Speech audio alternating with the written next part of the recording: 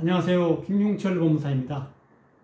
여러분, 개인회생만 신청하면 모든 빚 고민이 마법처럼 사라질 것 같으시죠? 그런데 현실은 그렇지 않습니다. 똑같이 회생을 신청해도 누구는 웃으면서 면접까지 가는데 누구는 남들보다 몇 배는 더 고생하고 결국 결과도 최악으로 끝나는 분들이 분명히 계십니다. 오늘은 제가 현장에서 수많은 사건을 처리하며 느낀 개인회생 망치는 3가지, 이런 유형에 대해서 아주 솔직하게 말씀드리려고 합니다. 오늘 이 영상만 끝까지 보셔도 여러분들은 최소한 남들보단 1년 더 고생하거나 사건이 기각되는 비극은 피할 수 있을 겁니다. 지금 바로 시작하겠습니다.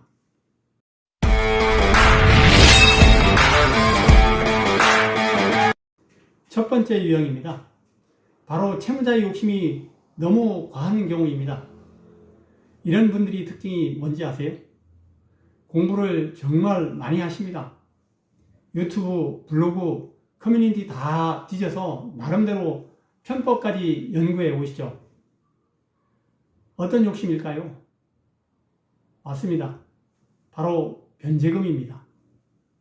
가장 최근 서울회생법원 통계를 보면 평균 변제율이 약 34.2% 정도가 됩니다.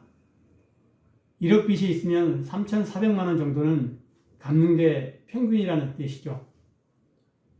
그런데 욕심이 과한 분들은 나는 무조건 10%만 갚겠다, 심지어 최저 변제율이 된 5%만 갚겠다고 고집을 피우거든요.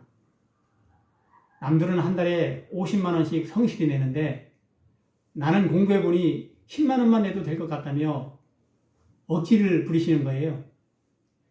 이런 분들을 상담할 때 제가 가장 힘듭니다. 합리적인 설명이 안 통하거든요. 자, 이렇게 욕심을 부리면 어떤 일이 벌어질까요? 절차가 엄청나게 복잡해집니다. 법원에는 회생위원이라는 분들이 계시죠. 이런 분들은 채권자와 채무자 사이에서 중심을 잡는 그런 분들입니다. 회생위원이 볼 때 변제율이 너무 터무니없이 낮으면 당연히 이건 안 됩니다. 변제금을 올리세요. 이렇게 부정권고를 내리거든요. 하지만 욕심 많은 채무자는 아니 나는 끝까지 이 금액으로 가겠다며 버팁니다.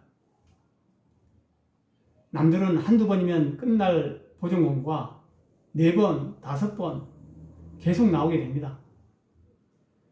남들 3개월이면 받을 개시 결정을 이분들은 6개월, 길게는 1년 넘게 끌게 됩니다. 결국 소중한 시간만 낭비하는 꼴이 되죠. 그런데 결과가 좋을까요? 결국 법원의 기준을 넘지 못하고 변제금이 상향되거나 최악의 경우 성실하지 않다는 이유로 기각될 수도 있습니다. 욕심이 강하면 결국 자기 뼈에 자기가 넘어가는 법입니다. 두 번째 유형은 채무자가 솔직하지 못한 경우입니다. 한마디로 법원을 속이려 드는 분들입니다. 가장 흔한 케이스가 뭘까요? 소득을 줄이기에 가짜 직장을 만들거나 재산을 빼돌리려고 지인 명의로 옮겨두는 행위입니다. 법원이 이걸 어떻게 다 알겠어? 이렇게 생각하시죠? 여러분, 법원과 회생위원들을 만만하게 보시면 절대 안 됩니다. 수만 건의 사건을 다뤄본 베테랑들입니다. 서류 한두 장만 봐도 앞뒤 문맥이 안 맞으면 바로 잡아냅니다.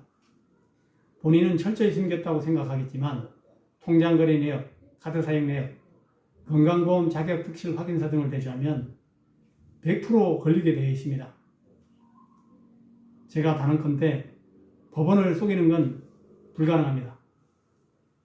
문제는 이렇게 속이려다 걸리면 단순히 변제금이 오르는 수준에서 끝나지 않는다는 겁니다. 회생위원 눈에 이 사람은 갱생이 이지 같고 불성실한 사람이라는 낙인이 찍힙니다. 그러면 보정이 더 까다로워지고 결과적으로 면책 결정까지 가는 길이 가시밭길이 됩니다. 정직이 최선의 전략입니다. 있는 그대로 솔직하게 자료를 제출해야 법원도 그래 이 사람이 정말 힘들구나 하고 도와주는 법입니다.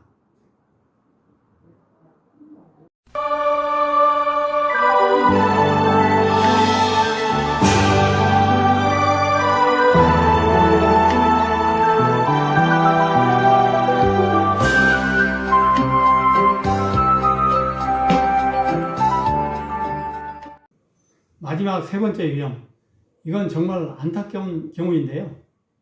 바로 운이 나빠서 대리인 사무실을 잘못 만난 경우입니다. 본인은 열심히 하려고 하는데 도와주는 전문가를 잘못 만난 거죠. 그런데 안타깝게도 현재 대한민국 회생시장에서 이런 분들의 비율이 상당히 높습니다. 제 입으로 이런 말씀드리기 참 민망하지만 실제로 전문가인 변호사나 법무사가 직접 관리하지 않는 사무장 사무실이 너무나 많습니다. 이런 것들은 특징이 있어요. 광고를 엄청나게 많이 합니다. 네이버 상담 광고, 유튜브 광고, 심지어 불법 DB를 사서 무차별적으로 문자를 돌리기도 하죠.